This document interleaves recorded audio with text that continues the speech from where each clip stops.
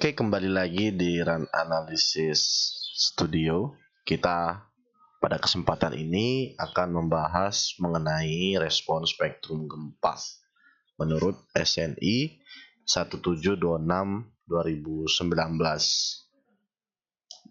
Untuk kesempatan ini saya akan menjelaskan bagaimana tata cara pembuatan respon spektrum gempa berdasarkan SNI Gempa Indonesia yang terbaru.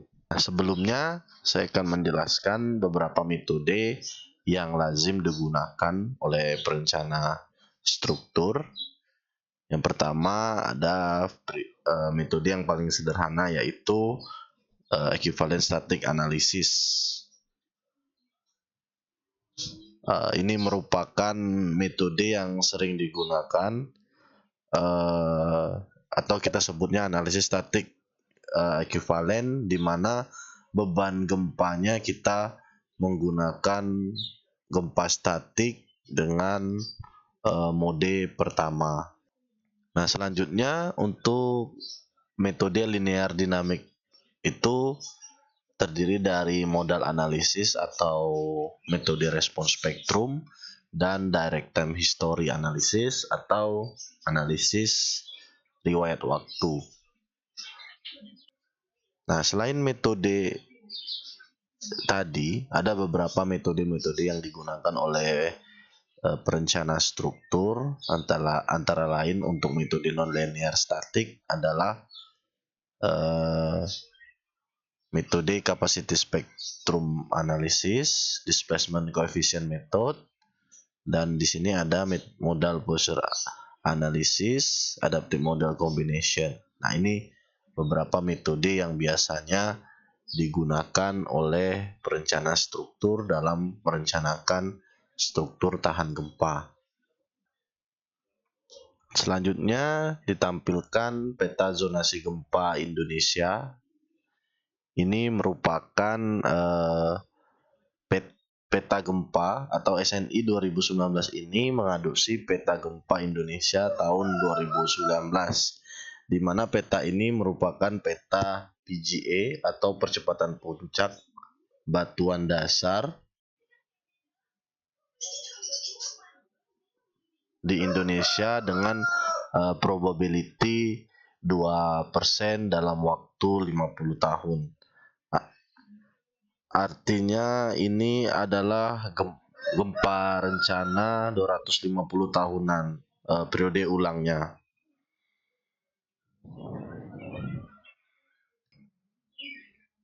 Nah, selanjutnya selain peta PGA ini, biasanya peta PGA ini disandingkan dengan dua peta lain.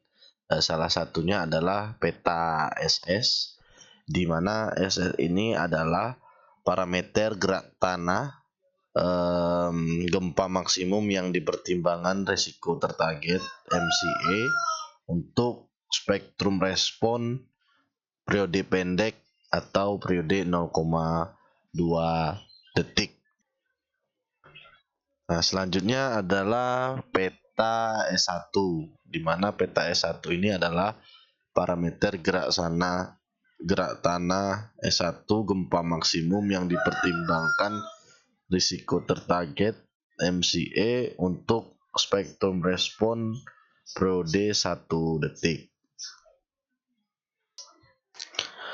Kedua peta ini, peta SS dan S1, ini dibuat berdasarkan redaman kritis sebesar 5%. Nah, dari kedua peta tadi, kita bisa mendapat nilai atau parameter SS dan S1 berdasarkan koordinat daerah atau kota di dalam peta tersebut. Nah, di sini kan ada koordinatnya ya. Jadi kalau kita misalnya mau melihat kota-kota besar di Indonesia, kita tinggal plotkan koordinatnya dan dapatlah nilai SS dan S1-nya.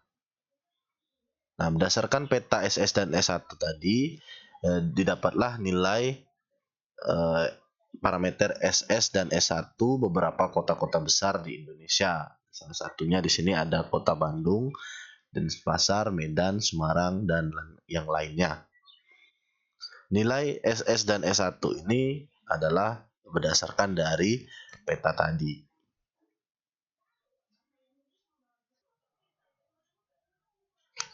Nah, selanjutnya kita lanjutkan secara konsep di dalam bagian tanah ini itu bila terjadi gempa terjadi percepatan gempa seperti pada grafik ini. Nah, dari grafik ini ada percepatan maksimumnya. Nah, misal di sini ada contoh gempa El Centro, itu nilai PGE-nya adalah 0,349 G atau dikali dengan percepatan gravitasi. Nah, kira-kira nilai PGE-nya atau percepatan puncak batuan dasarnya itu ada di sekitar 3,5 meter per second kuadrat. Nah, karena nilainya 0,349 dikali dengan G.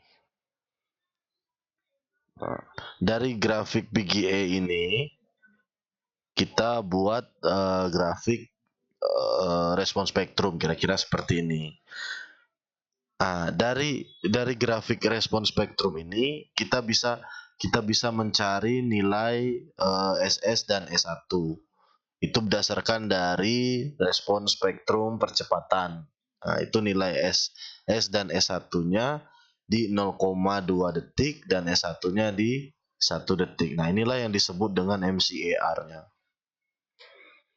Nah, nilai SS dan S1 ini itu terjadinya pada bagian dasar lapisan batuan atau di dalam tanah. Nah, dalam perencanaan gempa, kita harus menyalurkan nilai percepatan tanah di batuan dasar tadi ke ground surface atau permukaan tanah. Kita harus menyalurkan ke permukaan tanah dengan kita mengalihkan dengan sebuah koefisien yaitu FA dan FV. Nah, untuk nilai SS ini dikali nilai FA dan untuk S1 ini dikali dengan FV. Nah, jadilah sebuah percepatan di mana percepatan itu terjadi di ground surface atau di permukaan tanah yang disebut dengan SMS hasil dari FA kali SS dan SM1 hasil dari FV dikali S1.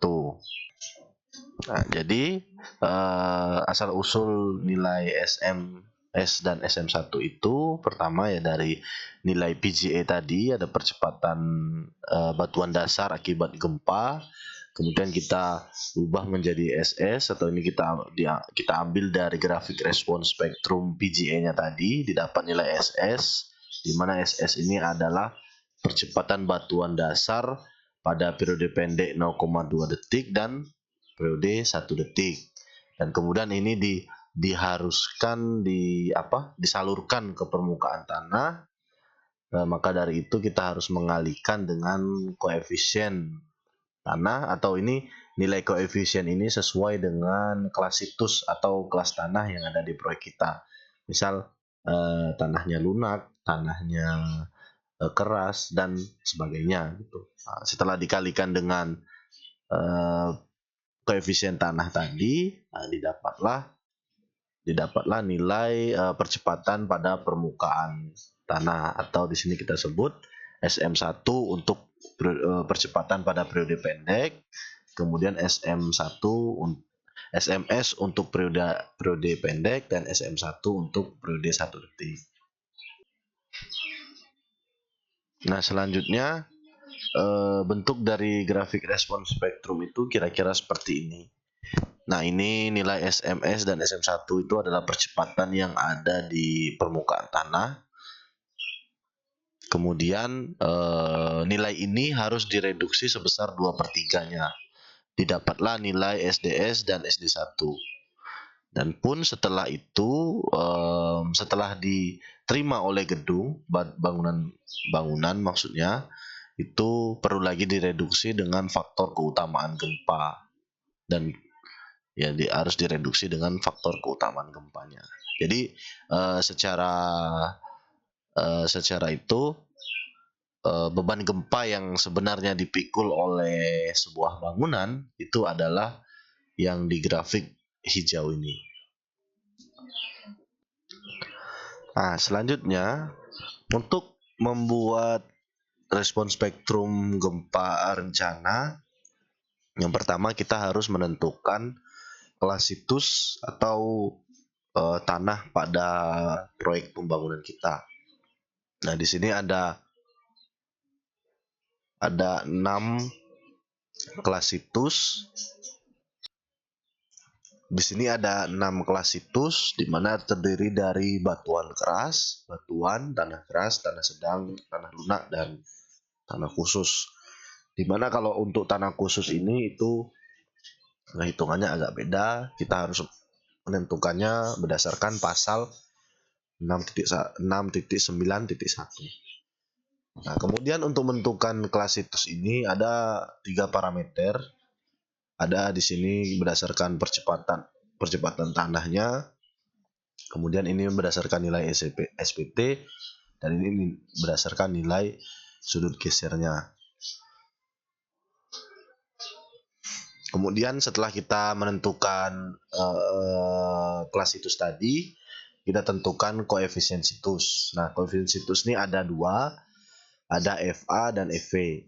FA ini berdasarkan nilai SS atau percepatan periode pendek, dan FV ini berdasarkan periode 1 detik. Cara penentuannya itu juga berdasarkan kelas situs kita.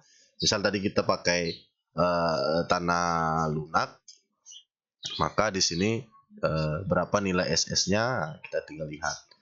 Nah, untuk kelas situs ini, misalnya kita tidak mengetahui hasil dari investigasi tanah pada perencanaan gedung kita tadi, maka untuk amannya kita menggunakan situs tanah, yaitu tanah lunak.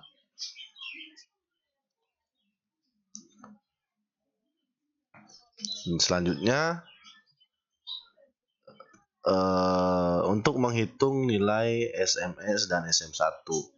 Setelah nilai FA dan FV itu didapat, itu digunakan untuk mencari parameter respon percepatan pada periode pendek SMS dan periode 1 detik SM1. Di mana nilai SMS dan SM1 ini tadi adalah nilai percepatan pada permukaan tanah. SM1 adalah FA dikali SS, dan SMS adalah FA dikali SS, dan SM1 adalah FV dikali S1. Selanjutnya mencari nilai percepatan spektral design atau SDS dan SD1, di mana SD1 ini adalah 2/3 dari SMS, dan SD1 ini adalah 2/3 dari SM1. Nah, ini untuk bentuk dari respon spektrum desainnya. Di sini ada beberapa persamaan untuk menentukan spektrum respon percepatannya. Di sini kalau misal kita pada periode 0 detik itu adalah 0,4 SDS. Nah, di sini untuk T0 itu adalah 0,2 SD1 per SDS. Nilai ininya ya, percepatannya ya. Kemudian di sini untuk TS ini adalah SD1 per SDS, dan untuk mencari yang daerah sini itu adalah SD1 per T, dan ini setelah dari periode panjang adalah SD1 dikali TL per T kuadrat. Nah, periode panjang ini itu bisa kita lihat di peta gempa. Nah, di sini ada beberapa contoh. Untuk Kota Makassar itu 15 detik, Denpasar 12 detik, dan Kota Bandung, Medan, dan seterusnya itu 20 detik. Selanjutnya kita beri contoh untuk menentukan parameter gempa, di mana bila kita memiliki sebuah koordinat, yaitu koordinatnya adalah 1 derajat S dan 120 derajat E, atau dalam artian bahasa Indonesianya itu 100 derajat lintang selatan dan 120 derajat bentang timur. Nah, di sini kita ambil koordinat tersebut. Nah, kita cari titiknya. Di sini kita dapat di Pulau Sulawesi atau kira-kira di daerah sini. Nah, di sini kita bisa lihat nilainya itu di warna coklat ya. Nah, warna coklat ini itu kalau berdasarkan keterangan adalah nilai SS-nya 1,2 sampai 1,5. Nah, kita ambil rata tengahnya yaitu 1,25 gravitasi, percepatan gravitasi. Nah, selanjutnya untuk nilai S1 sama caranya seperti itu. Dari koordinat tadi kita dapat nilainya adalah di daerah warna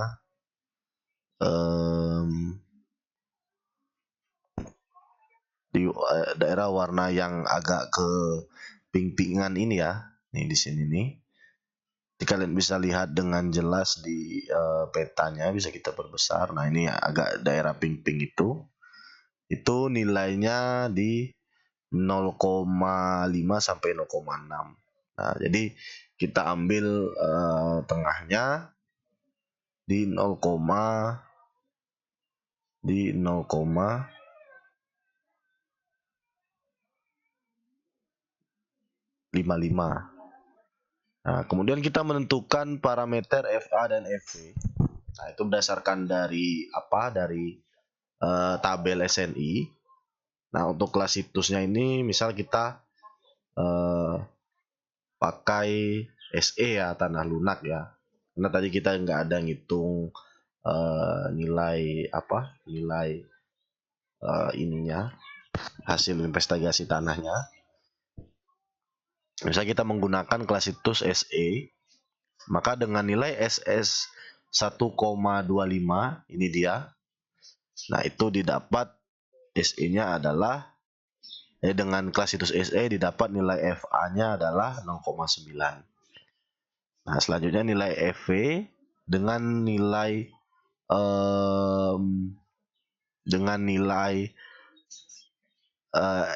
S1-nya adalah 0,55 tadi ya.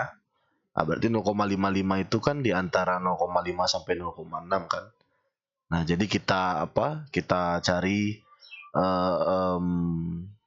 gapnya, maksudnya interpolasikan antara 2,2 dengan 2,0 ini, didapatlah bila S1-nya sebesar 0,55, didapatlah FV-nya adalah 2,1. Nah, selanjutnya kita menentukan nilai SMS dan SM1 atau percepatan gempa pada permukaan tanah. Itu kita tinggal mengalihkan nilai koefisien kelas situs dengan nilai SS-nya, FA dikali SA, FA dikali SS didapat 1,125 gravitasi. Kemudian SM1-nya adalah FV dikali S1 atau 1 didapat hasilnya 1,155 gravitasi. Nah, selanjutnya setelah dapat SMS dan SM1, kita mencari SDS dan SD1 atau percepatan desainnya untuk membuat respons spektrum. Itu adalah kita kalikan dengan reduksi 2/3 nilai SMS dan SM1, didapatlah SDS-nya 0,748 dan SD1-nya adalah 0,77. Nah, untuk membuat kurva spektrum respon desainnya itu digunakan persamaan ini. Seperti pada ini kita tadi ya. Untuk periode 0 itu 0,4 SDS. Untuk nilai T0 itu 0,2 SD1 per SDS didapat 0,206 detik. Untuk TS-nya kita dapat 1,029 detik. Dan nilai TL ini kita dapat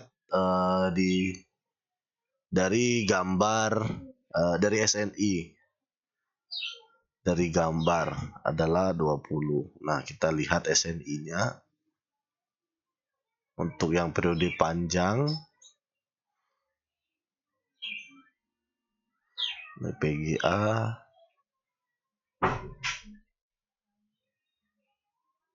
Nah, ini peta transisi periode panjang TL wilayah Indonesia. Nah, kita tadi di sini. Oh, kita tadi dapatnya 12 berarti di sini ya. Nah, ini dia. Kita ada gambarnya. Dia dapatlah nilai TL-nya adalah 12.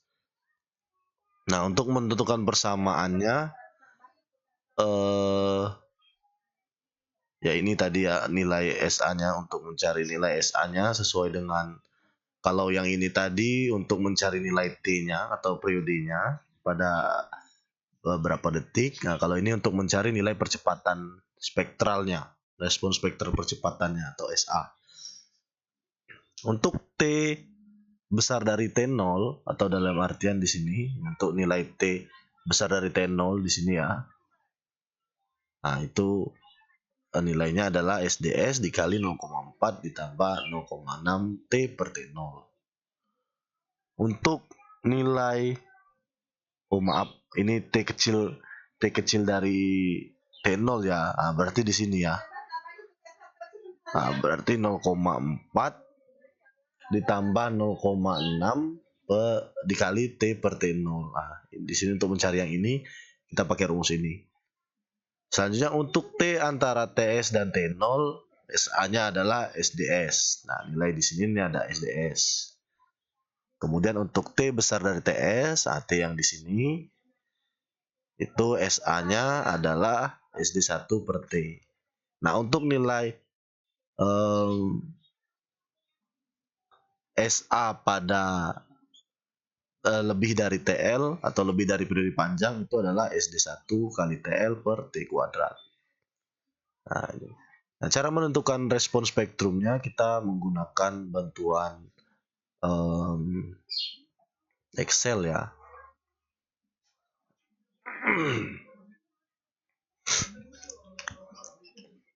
Nah, ini dia.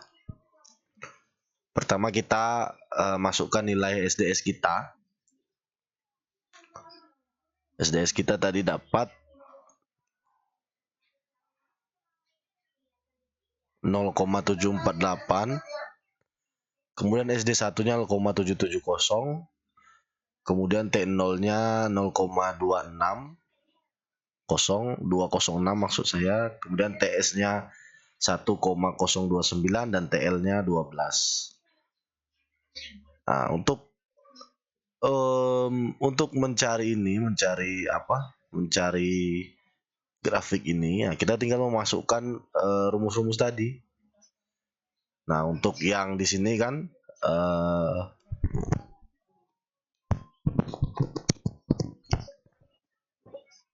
untuk T kecil dari T0, nah ini kan T0-nya segini kan ya. Untuk T kecil dari T0 misalnya di sini saat T-nya 0 ya. T0 dengan T-nya 0 detik itu beda ya. Nah, kalau T. Jadi untuk T kecil dari T0, nah T0 itu kan di 0,206 ya. Nah, berarti yang kecil dari 0,206 yaitu 0 detik atau di awal mula grafik ini. Nah, itu kita menggunakan rumus SDS dikali 0,4 ditambah 0,6 T per T0. Nah, ini rumusnya ya. Nah, kemudian untuk T antara TS sampai T0 atau T0 sampai TS, nah di sini dia. Itu nilainya adalah SDS. Nah, jadi nilai T0 sampai TS itu ya SDS. Ini SDS 0,748. Nah, selanjutnya untuk T besar dari TS, maka dia adalah SD1 per T. Ya, berarti mulai dari sini ini adalah SD1 per T. Nah, untuk mencari interval ini kita boleh per berapa gitu. Kalau saya di sini dari TS ini saya tambahkan per 0,25. Nah, per 0,25 saya tambahkan, dapatlah nilai periodenya ya, maksudnya waktu T-nya ya. Nah, kemudian Untuk mencari nilai SA-nya ya kita tinggal masukkan persamaan D1 per T. Nah, sampailah di periode panjangnya atau 12 detik. Nah, didapatlah seperti ini nilai grafiknya. Nah, ini kita bisa menambahkan lagi sampai T-nya sekian setelah TL itu. Tapi sampai TL ini itu udah cukup sebenarnya. Oke, mungkin cukup sekian untuk video kali ini. Mungkin dapat membantu kalian dalam merencanakan respon spektrum desain. Oke, terima kasih atas perhatiannya. Saya ucapkan selamat sukses.